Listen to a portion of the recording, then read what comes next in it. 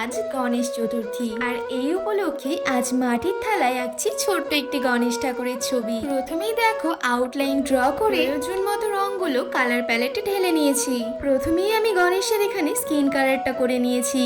Skin কালারটা complete হয়ে গেলে আমি এখানে গণেশ ঠাকুরের পরনে থাকা পোশাকগুলো কালার করে নিচ্ছি। এরপর ইয়েলো আকার দিয়ে এক এক করে সমস্ত জুয়েলারিগুলোকেও কালার করে নিচ্ছি। জুয়েলারিগুলোকে একটু বেশি রিয়েলিস্টিক করার জন্য আমি এখানে ইয়েলো এবং হোয়াইট কালারটা ইউজ করেছি। এরপর গণেশ ঠাকুরের চোখ দুটোকে একদম বড় বড় করে এঁকে নিয়েছি আর চুলগুলোকে কালার করার পর সত্যি একটা কিউট বাচ্চার মতো লাগছিল। এরপর পদ্ম ফুলটাকে কালার করে নেওয়ার পর পেছনের ব্যাকগ্রাউন্ডটাকেও কালার করে নিয়েছি আর তার পাশে দিয়েছি তার বাহন ছোট্ট একটা ইঁদুর। ছবিটা যাতে আরেকটু বেশি সুন্দর হয় এই জন্য পাশ দিয়ে অ্যাড করে নিয়েছি ছোট্ট ছোট্ট মিরর।